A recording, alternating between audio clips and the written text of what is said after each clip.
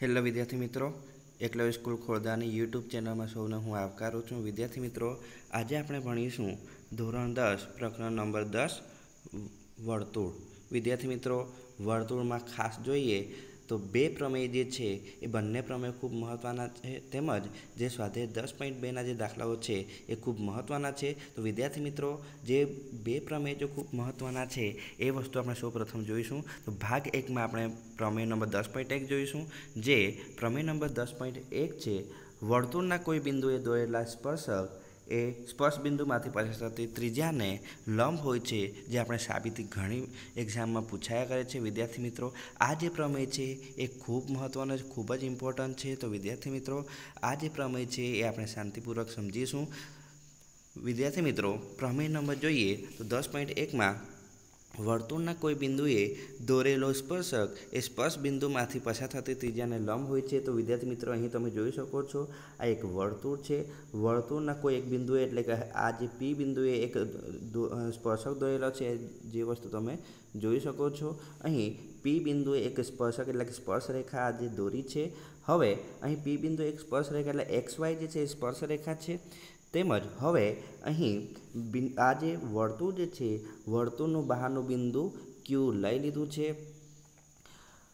તેમજ અહીં OPને જોડી દીધું છે. આ વસ્તુ તમે જોઈ શકો. વર્તુળનું કેન્દ્ર O છે અને સ્પર્શક પરનું બિંદુ P છે, એટલે કે OPને જોડી દીધું છે. તેમજ વર્તુળનું બહારનું બિંદુ Q લીધું છે, જે રેખા XY પર છે, એટલે કે Q આપણે દર્શાવી દીધું છે, એટલે કે OQ થયું. OQને પણ ડોટેડ લાઇનથી જોડી દીધું છે. હવે વિદ્યાર્થી મિત્રો, અહીં જોઈએ તો સૌપ્રથમ આપણે પક્ષ જોઈશું. પક્ષ એટલે કે જે વસ્તુ આપી હોય એ લખવાની છે. ત્યારબાદ આપણે સાધ્ય લખીશું. સાધ્ય એટલે કે જે વસ્તુ આપણે સાબિત કરવાની છે એ વસ્તુ લખવાની છે, અને સાબિતીમાં આપણે સાબિત કરવાનું છે એ વસ્તુ આપણે દર્શાવીશું. તો સૌપ્રથમ આપણે પક્ષ જોઈએ.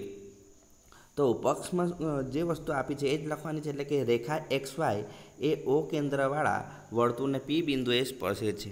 વિદ્યાર્થી મિત્રો, અહીં તમે જોઈ શકો છો કે રેખા XY જે છે, આ જે રેખા XY જે છે એ O કેન્દ્રવાળા વર્તુળ, એટલે કે આ O કેન્દ્રવાળું વર્તુળ છે અને આ એક રેખા છે, એટલે કે રેખા XY એ O કેન્દ્રવાળા વર્તુળને P બિંદુએ સ્પર્શે છે. એટલે કે જે આપણને આકૃતિમાં આપી દીધું છે એ આપણે પક્ષમાં દર્શાવવાનું છે. ત્યારબાદ સાધ્યમાં આપણે જે વસ્તુ સાબિત કરવાની છે એ લખવાની છે. તો સાધ્યમાં આપણે દર્શાવીશું આ જે OP જે છે, એટલે કે OP લંબ દર્શાવવાનું છે. આપણે આ જે રેખા છે એ રેખા દર્શાવવાની છે, એટલે કે OP લંબ રેખા XY. આ વસ્તુ આપણે સાબિત કરવાની છે. એ જ વસ્તુ આપણે દર્શાવીશું સાધ્યમાં. એટલે કે પક્ષ અને સાધ્ય સમજ પડી ગયા છે. પક્ષમાં આપણને જે વસ્તુ આપી છે એ પક્ષમાં લખીશું. ત્યારબાદ સાધ્યમાં, એટલે કે જે વસ્તુ આપણે સાબિત કરવાની છે એને આપણે સાધ્યમાં લખીશું. ત્યારબાદ આપણે સાબિતી જોઈએ. તો સાબિતીમાં વિદ્યાર્થી મિત્રો, સૌપ્રથમ જે વસ્તુ આપી હોય એ વસ્તુ આપણે બેઠા લખીશું, એટલે કે પક્ષ વિધાન બેઠા આપણે લખીશું તો પણ ચાલશે. તો વિદ્યાર્થી મિત્રો, અહીં રેખા XY એ O કેન્દ્રવાળા વર્તુળને P બિંદુએ સ્પર્શે છે. આ જે પક્ષ છે એ આપણે સાબિતીમાં સૌપ્રથમ વિધાન લખવાનું રહેશે. એ ખાસ તમારે સમજવાનું છે. જે કોઈ પણ દાખલો સાબિત કરવાનો હોય તો આપણે સાબિતીમાં જે પક્ષ વિધાન આપેલું છે એ બેઠા આપણે લખીશું. એટલે કે આ જે પક્ષ વિધાન અહીં સાબિતીમાં લખી દેવાનું છે. તો વિદ્યાર્થી મિત્રો, પક્ષ વિધાન આપણે લખી દીધું છે. રેખા XY એ O કેન્દ્રવાળા વર્તુળને P બિંદુએ સ્પર્શે છે, એ આપણે સાબિતીમાં દર્શાવી દીધું છે.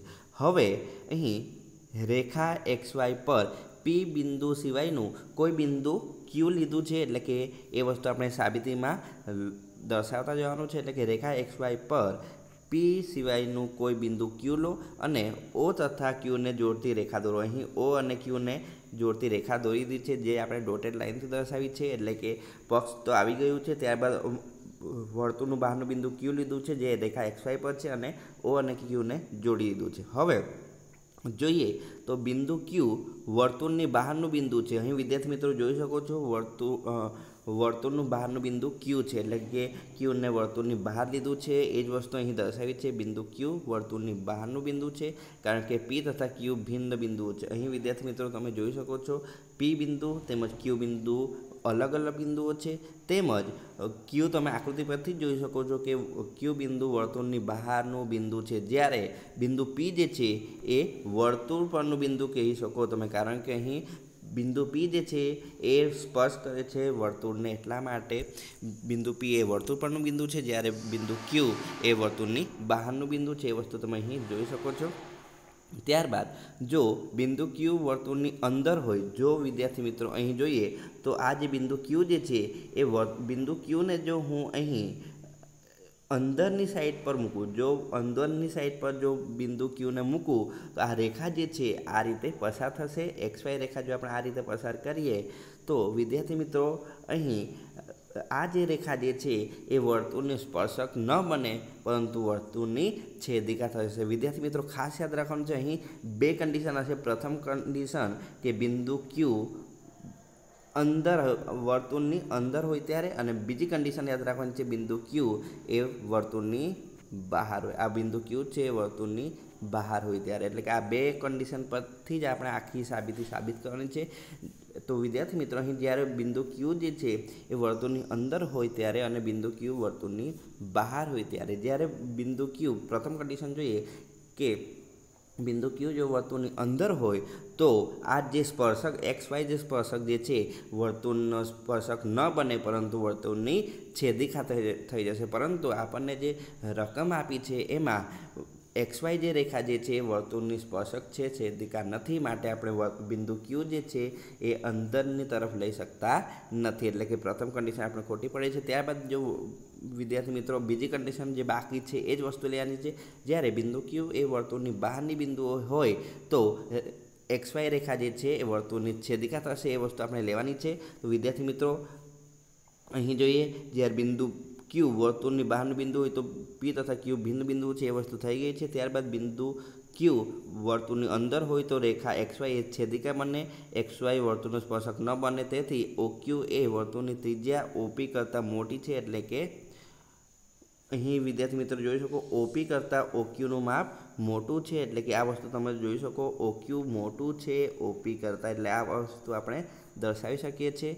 તે જ રીતે બિંદુ પી સિવાય અહીં વિદ્યાર્થી મિત્રો ખાસ યાદ રાખીશું, આ બિંદુ પી સિવાય એક્સ વાય પર, એટલે કે પી સિવાય એક્સ વાય પર અહીં ગમે ત્યાં બિંદુ લઈએ તો એ બિંદુ ઓપી કરતાં હંમેશા મોટા જ આવવાના છે. એટલે કે બિંદુ પી સિવાય રેખા એક્સ વાય પરના બધા જ બિંદુઓ માટે આ બને છે. માટે ઓપી એ ઓથી એક્સ વાય પરના બિંદુઓ બધા જ અંતર પૈકી ટૂંકામાં ટૂંકું અંતર છે. તો વિદ્યાર્થી મિત્રો અહીં જોઈએ તો અહીં પી સિવાયના જે રેખા એક્સ વાય આપી છે, આ રેખા એક્સ વાય છે.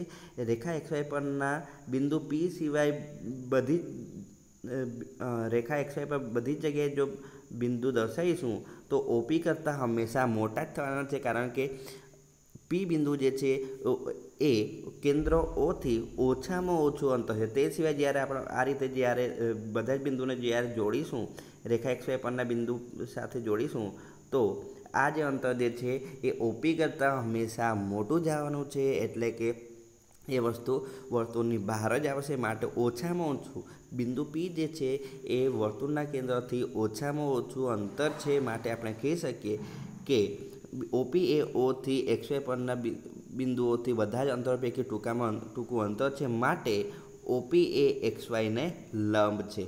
માટે વિદ્યાર્થી મિત્રો જ્યારે ઓપી એ એક્સ વાયને લંબ હોય તો આપણે કહી શકીએ ઓપી લંબ રેખા એક્સ વાય. તો વિદ્યાર્થી મિત્રો આ જે પ્રમેય છે એ દરેક એક્ઝામમાં 4 માર્ક્સમાં પૂછાયા કરે છે. આ જે એક રાઇડર છે એ દરેક એક્ઝામમાં પૂછાય છે. તો વિદ્યાર્થી મિત્રો આ જે રાઇડર તમારે ખાસ તૈયાર કરવાની રહેશે વિદ્યાર્થી મિત્રો, જે એક્ઝામ માટે ખૂબ જ મહત્ત્વની છે. તો વિદ્યાર્થી મિત્રો આ જે પ્રમેય છે એ તમને ખૂબ સારી રીતે સમજ પડી હશે. આભાર.